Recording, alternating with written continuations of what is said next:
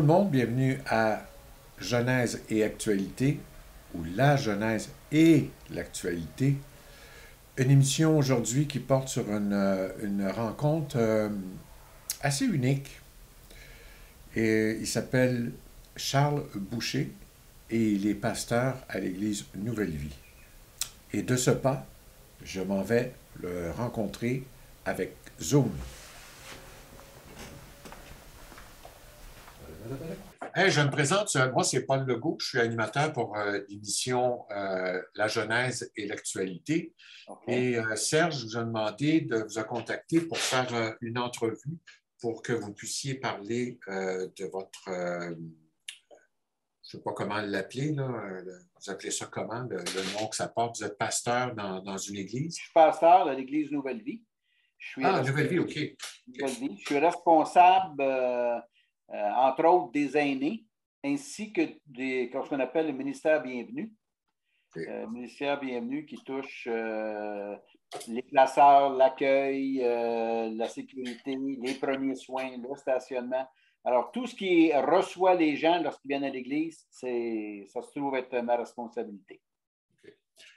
Maintenant que les présentations sont faites, si vous aviez quelque chose, si vous aviez une description à faire de l'Église Nouvelle Vie, quel serait le message le plus important au départ?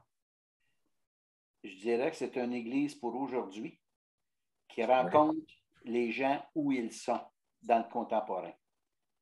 Oui. Et donc, quelque part, c'est vraiment, c'est pas, on ne fonctionne pas dit la religion, c'est vraiment du vécu.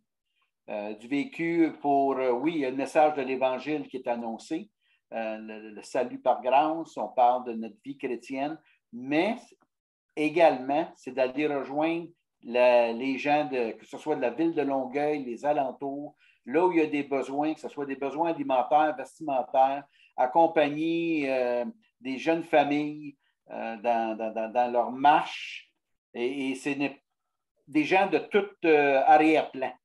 Okay. Alors, ce n'est pas question de religion, c'est vraiment c'est quoi ton besoin et on s'organise pour rencontrer les besoins là où les gens sont. Okay. J'ai été voir une fois, moi, à l'Église Nouvelle Vie, durant une messe le dimanche, et j'ai été impressionné par deux choses. La quantité de monde qu'il y avait là, il y avait pas loin de 600 personnes, là, facile, et la communauté noire. Ça, c'est les deux choses qui m'ont le plus frappé. Et le dynamisme aussi avec les chansons, puis ça, j'ai trouvé ça vraiment d'actualité, puis plus facile à rejoindre, plus motivant, plus énergisant même, je dirais. Yeah. Est-ce que c'est encore ça? C'est encore ça. Vous, est-ce que ça fait longtemps que vous êtes venu? Oui, ça fait au moins 4-5 ans. OK. Je vous dirais que c'est encore les dimanches matins, 2 réunions qui vont aller chercher entre 700 et 800 personnes en présentiel, avec quelque chose comme pas loin d'une trentaine de mille sur le web. On parle les vendredis, à peu près 4 à 500 jeunes qui se réunissent les vendredis soirs. Les samedis, on va chercher à peu près 600-700 hispanophones qui se réunissent. Et ça, c'est sans compter là, des réunions. Il y a à peu près 1800 personnes qui se réunissent en groupe maison. Alors, en tous et partout. Groupe maison sans présentiel? Oui, c'est ça. Bien, là, c'est ainsi, ils sont encore en Zoom. OK? Alors, on parle de 80, je ne me trompe pas, c'est 80 groupes maison comme cela. Certains ont recommencé en présentiel. Maintenant, on a les campus. Il y a un campus à la Prairie qui compte à peu près 500 personnes en présentiel. On a Châteauguay qui sont rendus à 150, Drummondville 200. Alors, c'est ce qu'il y en est. Là. On parle d'à peu près 8000 personnes présentielles un peu partout. Okay.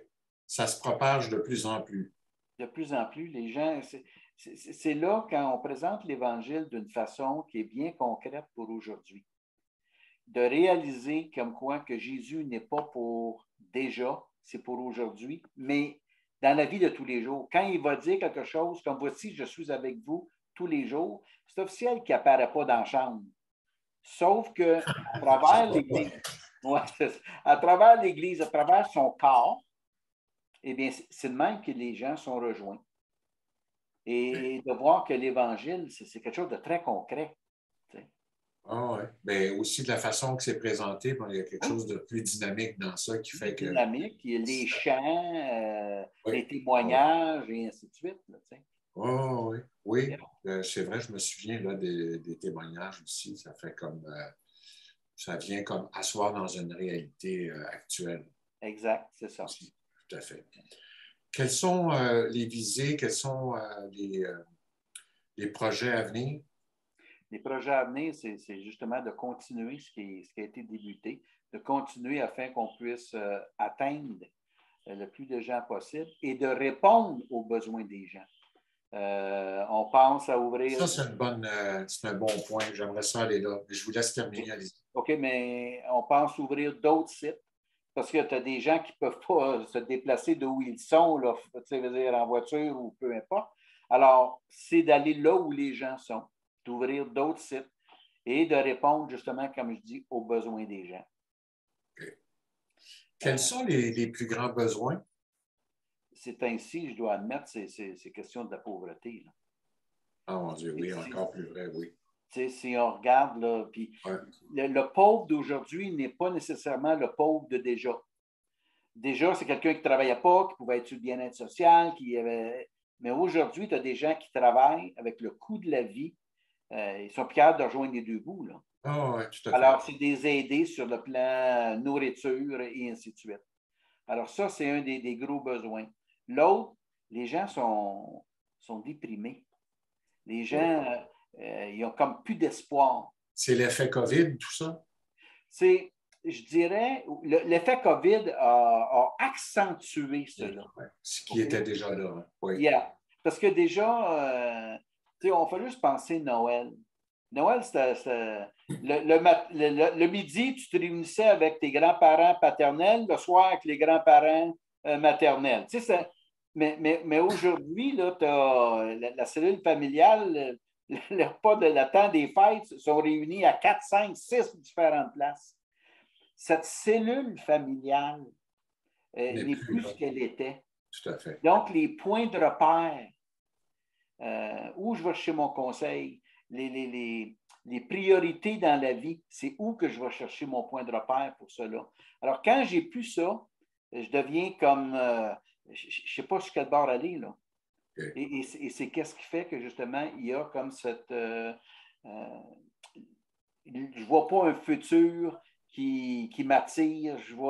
J'ai peur du lendemain. Puis là, oui, il y a l'aspect COVID qui a sorti ça, mais Tellement. avec tout ce qui se passe là aujourd'hui.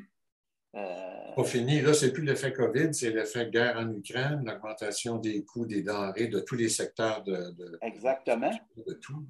Tu sais, quand c'est rendu que tu vas chez Métro, Super C, IGA, puis tu vas chercher certaines denrées qui vont dire on ne sait pas quand est-ce qu'on va en avoir. Oups, juste ça, ça crée déjà, mais ça veut-tu dire comme quoi qu'on va manquer de nourriture? Là, tu as, les nouvelles, les médias qui te parlent que dans tel pays, il n'y a plus rien. En France, les tablettes commencent à être vides. Alors, c'est ce qui fait que là, ça crée cette incertitude pour demain. Tout à fait. Alors, Ouais. ça aide aussi à accentuer le côté là, angoisse, dépression, puis ainsi de suite. Alors, les Et gens, on peut. est-ce que, mis à part la parole sainte, on va dire Oui, ça comme ça, oui. est-ce qu'il y a d'autres personnes ressources pour venir en aide justement à ce désordre mental? Parce qu'on peut parler de désordre mental là, quand le taux de suicide a augmenté, je pense, de 25 là, avec l'effet COVID. Qu'est-ce que vous avez comme personne ressource? Bien, comme personne ressource, on essaie de donner des accompagnements.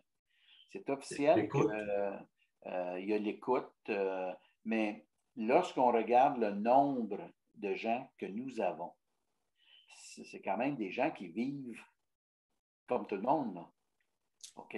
Bougez-moi. Ouais. Alors nous, on essaie, premièrement, de rencontrer les besoins face à cela, à tous ceux qui sont présents. Donc, ceux qui sont en présentiel, ceux qui sont en ligne et ainsi de suite. On essaie de leur... c'est un accompagnement. On appelle ça un accompagnement pastoral. Okay? c'est pas de la psychologie, c'est pas, on n'est pas des, on se dit pas Non, non, mais thérapeute. je reconnais, je donne tout le crédit à cette approche-là, cet accompagnement-là pastoral, Yeah. qui est une écoute très précieuse, puis c'est ça que les gens ont besoin, là. Ben oui. Juste d'être écouté, c'est déjà un grand Puis pas. on vit la même chose qu'eux. On n'est Oui. pas dans une tour d'ivoire, on n'est pas loin, on vit. Alors, quelqu'un qui parle écoute, moi et mon épouse, OK, parfait, moi aussi, je suis marié. Moi aussi, j'ai des enfants. Ils vivent certaines choses. Alors, quelque part, c'est là qu'on se rejoint. OK. Question plus personnelle. Ça fait combien de temps que vous êtes à Nouvelle Vie? Moi, ça fait 44 ans que je suis pasteur. Okay. À Nouvelle Vie, j'étais pasteur. Alex, ça vous vieillit, ça, mais vous n'avez pas l'air de ça. 44 ans, vous avez commencé bien jeune. Oui, c'est ça. Écoute, ben, je fais des faces, je dis, là, je couche dans le congélateur puis je bois du chloroforme. Tu sais. Fait que, mais l'idée, c'est ça, c'est que j'étais pasteur dans différentes régions du Québec. Serge, il y a une question. Oui, j'ai été 6 ans en mission dans les Caraïbes. Oh, OK. Et puis, alors... Toujours avec votre famille?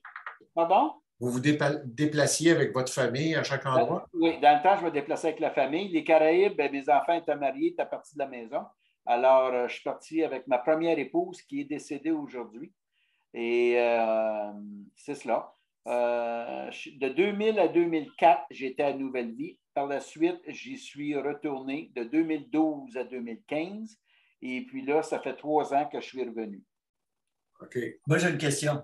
Oui. C'est quoi qui a fait vous êtes devenu chrétien? Qu'est-ce qui a fait que je suis devenu chrétien? Oui. Êtes-vous né au monde chrétien? Non. En tout cas, dans une famille chrétienne? Non. Non, même pas? Non, même pas. Moi, mon père, c'est un Québécois pur laine du Faubourg Ramlas, qu'il appelle. Oui, mon père est né là aussi. Hein? Dans le Vieux-Montréal. Oui. Okay. Ben, ma mère, elle est américaine, elle a été élevée à New York. Et juste comme la guerre s'est déclarée, elle est venue ici au pays parce qu'elle travaillait dans le temps pour la Dominion Rubber. Ouais. Et puis, ils se sont rencontrés. Alors, elle était protestante, anglophone. Papa, il était catholique, francophone. Alors, la famille de mon père ont dit, fini, tu ne sors pas avec elle, puis ensuite, il dit, parfait, je m'enrôle. Alors, il s'est enrôlé. 1 mois avant la fin, un champ de mine s'est retrouvé, il a perdu une jambe. Il est revenu, je vous raccourcis l'histoire. Ils se sont mariés, il s'est pris en main sur le marché du travail. 8 ans de mariage, je suis né. Et la famille chez nous, on était une famille très unie, heureux, très à l'aise. Moi, à l'âge de 16 ans, quand j'ai eu mon permis de conduire, mon père m'a acheté une Corvette. On était très à l'aise chez nous. Wow! Et c'est tout dans ce temps-là. Oui, c'est ça. Je croyais en Dieu. Je peux vous dire, quand j'embarquais dans ma voiture, je disais à Dieu, hey, pardonne-moi mes péchés, là, puis protège-moi parce que j'étais un peu fou, puis ça ne me tente pas d'aller en enfer. Ça fait que ça a été ça. Marché. Hein? Ça a marché. Oui, jusqu'à temps que la pensée, c'est que je veux, moi, réussir en affaires, me retrouver millionnaire. J'ai une secrétaire qui travaille pour moi à ce moment-là, qui, elle est chrétienne. Et elle lisait de temps en temps la Bible. Moi, naturellement, j'avais 2 comptabilités dans le bureau. J'avais une comptabilité qui était déclarée, puis j'avais l'autre. Et quand j'attendais les paiements de la 2e comptabilité, les paiements ne rentraient pas. Alors, de dire à la secrétaire, écoutez, les paiements, qu'est-ce qui se passe avec? Ah, moi, M. Boucher, moi, je suis chrétienne. Pas question que je fasse des choses malhonnêtes. Et là, je lui disais, Madame Nadon, c'est moi qui signe votre chèque. Vous faites ce que je vous dis. Elle dit, bien, vous pouvez me renvoyer, mais moi, je ne ferai pas ça. Mais je n'étais pas capable de la renvoyer. Je me sentais coupable. Je savais qu'elle avait raison. De fil en aiguille, on se retrouve dans un... Elle dit, si vous voulez, je vais vous inviter dans un souper. C'est des hommes d'affaires. Eh, parfait, on va aller dans un souper d'hommes d'affaires. Les hommes d'affaires du plein évangile? Oui, c'est en plein ça. Et alors que je suis là dans ce souper-là, il commence au début, puis moi, là, ça se faisait à l'hôtel Mont-Royal sur la rue Guy. Puis là, moi, je regarde tout ça. Ils commencent à chanter. Puis là, alors qu'ils chantent, ils ferment leurs yeux, lèvent les mains, puis là, je me dis, ah ben, hey, regarde-moi la gang ici. Ma femme, elle me dit, on s'en va, c'est des bizarres. Je dis, non, non, du monde trop simple, on va faire des bonnes affaires ici.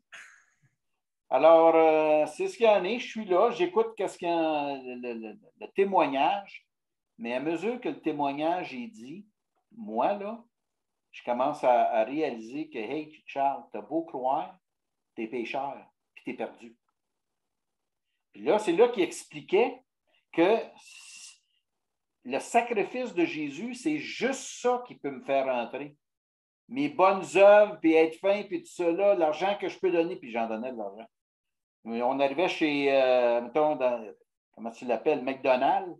Puis, tu sais, tu avais tout le temps la petite fille avec ses deux petits frères là, qui comptent ses sous. Là, pour, ça, je n'étais pas capable. Moi, là, quand je voyais ça, là, je disais, garde tes sous, puis commandez, là, vous autres. C'est à moi. Tu arrivais à la caisse chez Métro, là, quelqu'un manquait d'argent, hey, garde les affaires dans ton panier, continuez. Je payais ça en épicerie, puis ainsi de suite. J'avais des sous. Mais. Vous avez mis votre profil d'entrepreneur, de millionnaire au service de l'Église. Une nouvelle vie. Okay. C'est en plein ça. Okay. C'est en plein ça. Quels sont les plus grands défis? Dans ma vie à moi? Non, ça toujours avec l'Église Nouvelle Vie. Oui, mais il n'a pas fini surtout. Mais dans ça, c'est. Serge, il pense que vous n'avez pas fini votre témoignage. Non, il n'a pas dit encore. Parce que dans tout ça, j'ai réalisé que mes bonnes œuvres, c'est pas ça qui me gagnait le ciel. De réaliser d'être bon, c'était pas assez. Parce que c'est là que le gars en avant expliquait que si Jésus, qui est mort sur la croix, qui a souffert ce qu'il a souffert, s'il a souffert ça, puis moi, je peux gagner mon ciel par mes œuvres, c'est le gars le plus insensé qu'il n'y a pas. Si je pouvais gagner le ciel par mes œuvres. Ça fait que quand Jésus a dit « Nul ne peut venir au Père que par moi », mais c'est ce soir-là, écoute, moi, à l'âge de 16 ans, je faisais des explosifs, puis ça n'a pas bien marché, puis je me suis ramassé à l'hôpital, tu sais. Ça fait que... Et puis, écoute bien, je pleurais. Le médecin me disait à moi, il dit « Un homme ne pleure pas ». À partir de l'âge de 16 ans, j'ai arrêté, je n'ai plus jamais pleuré. Jusque cette soirée-là. Cette soirée-là, quand j'ai réalisé ce que Jésus avait fait à cause de moi et pour moi, que je l'ai accepté comme mon sauveur personnel, ce soir-là, m'a dit de quoi? Ce soir-là, moi, quand je suis allé, j'avais une arme sur moi. Dans ma maison, là, il y avait des armes dans la maison. J'avais eu des menaces de mort, j'avais eu toutes sortes de choses à cause de mon travail. Mais il m'a dit, à partir de ce soir-là, là, une paix s'est installée comme pas possible. Les armes ont tous été serrées. J'ai roulé mes compagnies d'une façon des plus intègres qu'il n'y a pas. Mais soudainement, c'était plus assez pour moi, ça. J'avais signé un gros contrat. C'est quand même spécial de se connecter à la religion par une réunion d'affaires dans l'hôtel à Montréal. C'est spécial, hein? Ben, c'est ça. C'est là de comprendre que c'est une question de relation. Ce n'est pas la religion comme telle qui sauve, c'est ta relation avec Jésus. De qu'est-ce qu'il a fait pour moi. Mais pas juste pour moi, à cause de moi. Parce que moi, je ne peux pas me racheter tout seul. C'est lui qu'il fallait qu'il me rachète. C'est ce qu'il a souffert, il a souffert à cause de moi, puis pour moi. Depuis ce temps-là, écoute bien, là, moi, j'ai fermé mes bureaux, pas fait faillite, moi, là ça n'a pas été un après l'autre, je les ai fermés. Parce que j'ai réalisé que la seule personne qui comblait le vide, c'est Jésus. C'est qu'est-ce qui fait que ça fait 42 ans, là, 44 ans, excuse, que je roule ça, là. Le gars, il est des plus heureux qu'il n'y a pas. Tant mieux. Alors, j'en viens à ma question de tantôt. Oui. Pour la nouvelle vie, ouais, le plus grand défi, ça serait quoi? c'est de continuer à rencontrer les besoins, de continuer à propager le message. Quand il y a eu le COVID, écoutez, il y a plein d'églises, là, ça a été comme la panique. On fait quoi? Bien, heureusement, on s'est reviré de bord à l'église. Il y a sur place des gens qui ont une certaine expertise. Et là, on est allé sur le web. Et de plus en plus, c'est ça, c'est de trouver les outils qu'il faut pour rejoindre les gens. Oui. Durant le temps du COVID... Dont les nouvelles technologies. Exactement. Durant le COVID, ça a explosé la façon qu'on est allé rejoindre les gens. Et puis, ça continue. Quand on est revenu en présentiel, mais là, le monde, ça rentrait, puis plein de monde qu'on n'avait jamais vu, là. Puis on les voyait parce que quand les gens entraient dans le hall, juste la façon qu'ils regardaient la place, tu voyais que c'était des nouveaux, là. Des brand new, comme on dit, là, tu sais. Ouais. Puis là, on ne veut pas, ça parle à d'autres, puis viens voir que j'ai trouvé, puis c'est ici, puis c'est ça. Puis écoute, ça a explosé. Eh bien. Yeah. Et si profiter de cette tribune, s'il y avait des dons à faire, comment ça fonctionne? S'il y avait des dons, bien, ils peuvent aller en ligne sur Nouvelle Vie. Nouvelle Vie. Oui, ils ont juste à cliquer, il y a un bouton exprès pour... C'est ça. C'est en okay. plein ça. Oui. OK, parfait. Hey, merci, j'ai bien aimé votre histoire personnelle parce que c'est rare qu'on voit des millionnaires faire le switch, comme on dit, puis traverser du côté de Dieu, à part le moine tibétain qui a vendu sa Ferrari. Là. Ouais. Il n'y en a pas beaucoup. Non, il n'y en a vraiment pas beaucoup. Non, mais c'est un beau témoignage, vraiment. Là, je vous remercie beaucoup, tout ça. Et espérant que ce petit bout qu'on va mettre sur le web va donner un petit plus pour l'Église Nouvelle Vie. Merveilleux. N'importe quel temps, toujours disponible pour vous autres. Parfait. Serge, veux-tu le saluer? Non, c'est bon. Ben, je le salue pour vous. Serge vous dit un beau salut puis un merci. OK. J'arrête.